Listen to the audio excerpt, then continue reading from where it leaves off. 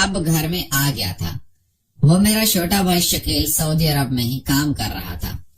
شکیل کی بیوی کی عمر تقریباً 23 سال ہے اور اس کا نام فائزہ ہے۔ میں اسے فائزہ بھابی کے نام سے پکارتا تھا۔ فائزہ بھابی دیکھنے میں کافی خوبصورت نظر آتی ہیں۔ کوئی بھی مرد ان کی طرف دیکھ کر ان پر دل ہار بیٹھتا ہے۔ میری بیوی روٹ کر مائکے چلی گئی تھی۔ اس سے 1 سال ہو گیا تھا کیونکہ میں سعودی عرب میں تھا۔ تو میری بیوی اور میری بھابی فائزہ آپس میں لڑ پڑی تھی، اسی لیے میری بیوی روٹ کر مائکے چلی گئی تھی۔ اب فائزہ بھابی میرے ساتھ کافی اٹیچ تھی اور انہوں نے کہا تھا کہ اگر تم چاہتے ہو کہ ہمارے گھر میں سکون رہے اور کوئی لڑائی جھگڑا نہ ہو تو تم اپنی بیوی کو طلاق دے دو۔ میں نے بھی اپنی بیوی کو طلاق دے دی تھی۔ اب شکیل بھائی تو سعودی عرب میں ہوتے تھے اور گھر میں میرے 2 بچے میں اور فائزہ بھابی ہی تھے کیونکہ میرے والدین پہلے ہی انتقال کر چکے تھے۔ ہماری رہائش نوشیرہ کی ہے۔ نوشیرہ شہر میں ہی ہماری اپنی زمین جائیداد اور کوٹھی ہے اور ہم کھاتے پیتے گھرانے سے تعلق رکھتے ہیں۔ فائزہ بھابی کا گھر کافی غریب ترین تھا اور میرے بھائی نے اپنی بیوی فائزہ سے پسند کی شادی کی تھی، لیکن شکیل بھائی کے سعودی عرب جانے کے بعد فائزہ بھابی کافی اکیلی پڑ گئی تھی، اس لیے وہ کافی اداس رہتی تھی۔ میں بھی اپنی بیوی کی یاد میں تڑپتا رہتا تھا اور میں بھی کافی پریشان رہتا تھا کیونکہ مجھے بھی کسی حسین پری کے ساتھ کی ضرورت تھی۔ اسی لیے میں نے سوچ رکھا تھا کہ فائزہ بھابی ہی میرے لیے بیسٹ چوائس ہے۔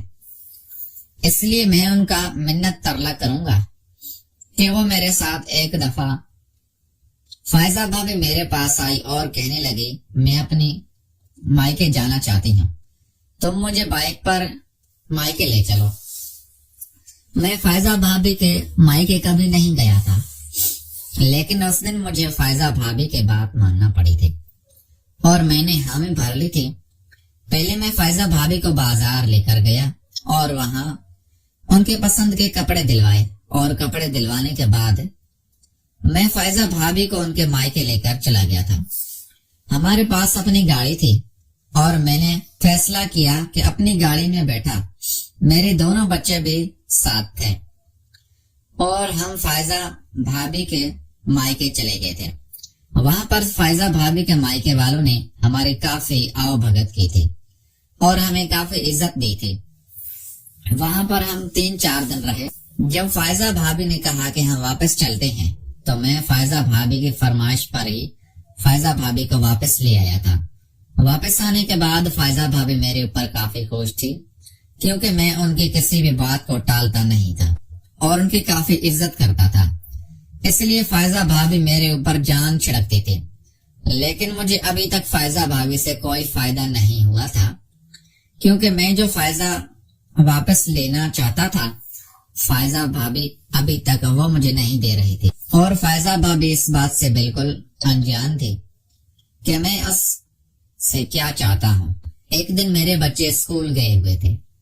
میں صبح اٹھا تو فائزہ بھابی ناشتہ بنا رہی تھی۔ میں فائزہ بھابی کے پاس کچن میں چلا گیا اور اس سے دلکش باتیں کرنے لگا۔ اس دن میرا دل کر رہا تھا کہ میں فائزہ بھابی کو اپنے دل کا حال سناؤں کیونکہ فائزہ بھابی تھی ہی اتنی خوبصورت، کوئی بھی ان کے پاس جا کر پگھل سکتا تھا۔ میں نے کہا بھابی بھائی تو باہر ہوتے ہیں اور آپ کو بھائی شکیل کی یاد نہیں ستاتی۔ میرا یہ کہنا تھا کہ فائزہ اب رونے لگی اور کہنے لگی رضا صاحب میں آپ کو کیا بتاؤں کہ میں کتنی پریشان ہوں اور مجھے دن رات اپنے شوہر کی یاد ستاتی ہے۔ میں نے بھی ان سے ہمدردی کی تو وہ میرے ساتھ مان گئی تھی اور انہوں نے کہا تھا کہ تم اگر میرے شوہر کی جگہ لینا چاہو تو لے سکتی ہو۔